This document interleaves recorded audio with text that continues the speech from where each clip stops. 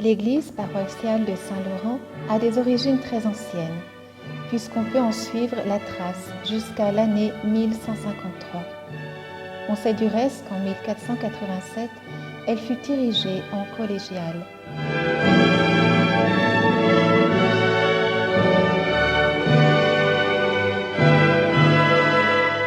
Son emplacement d'origine se trouvait extra-Moenia, c'est-à-dire hors les murs, et donc avant la porte de Naples.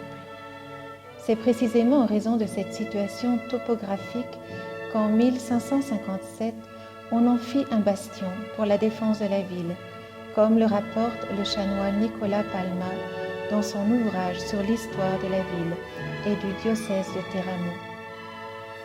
Au cours des fortifications confiées à Civitella en 1557, on jugea nécessaire de transformer l'église en avant-poste en cas d'attaque de l'ennemi. On démolit à cet effet la tour qui la surmontait pour éviter aussi que les Français ne s'en emparent.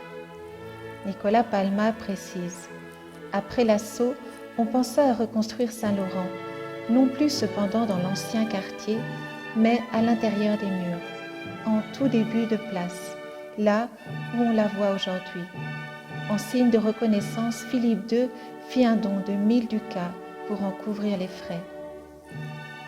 La nouvelle bâtisse était à l'origine composée d'une nef et d'une chapelle latérale consacrée à sainte Ubalde, qui était entre-temps devenu le patron de la ville. On raconte en effet qu'au moment du siège, en 1557, le terrible comte de Guise fit de la ville, les habitants, en souvenir de ce qui s'était passé à Gubbio en 1151, invoquèrent l'intercession du Saint-Évêque. Le jour même de sa fête, le 16 mai, les Français, sans aucune raison apparente, levèrent le siège pour diriger leurs troupes ailleurs. Au XVIIIe siècle, la paroisse entreprit d'importants travaux de rénovation sur le site antérieur. Nicolas Palma trouva en effet un document relatant la visite pastorale que fit l'évêque de Teramo en 1777. Monseigneur Pirelli, qui pour la première fois visitait l'église Saint-Laurent en septembre 1777, se rendit compte que, grâce à l'appel aux dons que l'autorité royale avait permis, son embellissement progressait. Les murs s'élevaient avec leurs voûtes. On avait construit la sacristie ainsi que le chœur où on se réunissait en hiver. Stuc et peinture prenaient forme pour la beauté de toute l'église. On fit une extension en agrandissant un petit édifice qui servait d'oratoire et en construisant au-dessus une chapelle en face de celle qui auparavant était consacrée à sainte Ubalde, si bien que l'église prit la forme d'une croix. Ces travaux d'agrandissement et de décoration se terminèrent en 1790, comme l'atteste une inscription sur la voûte.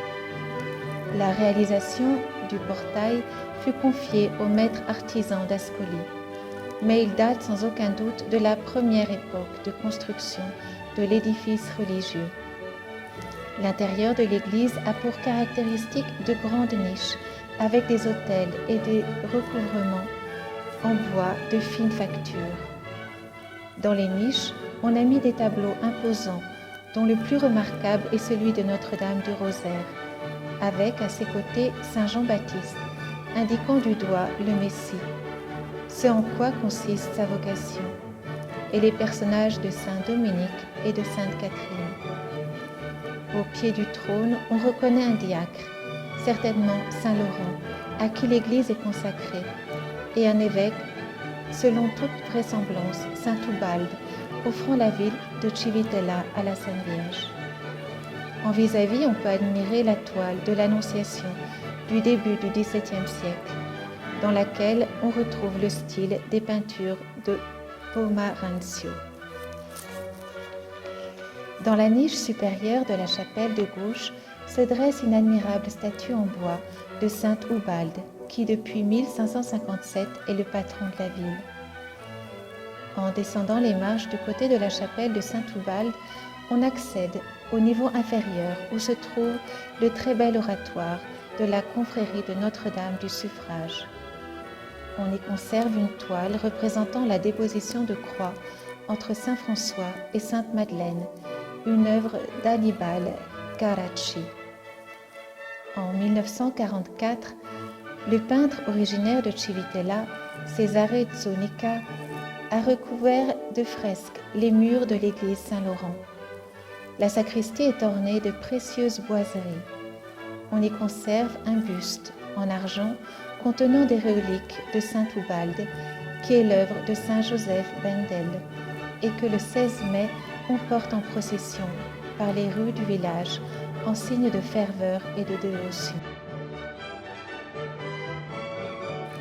Au cours des décennies qui suivirent la grande rénovation de l'église en 1790, elle subit les dommages qu'entraînèrent les malheurs du temps, comme le bombardement en décembre 1860 pendant le siège tenu par les troupes de Piémont. Depuis, elle ne fit que se dégrader.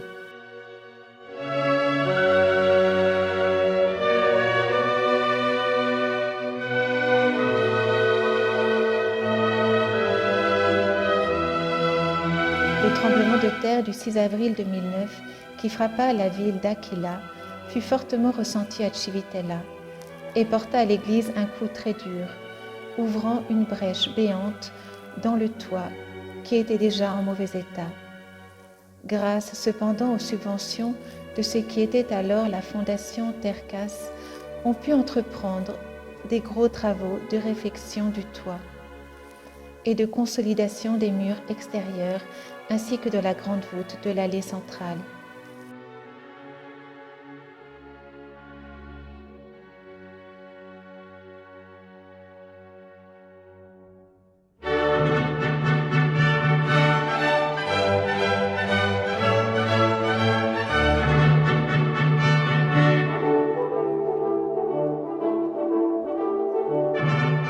Les autres séismes importants qui suivirent encore en 2016 et surtout à la fin d'octobre révélèrent d'autres points faibles et causèrent l'écroulement partiel de la petite voûte de la sacristie que l'on n'avait pas consolidée comme celle de la nef parce qu'elle était en très bon état.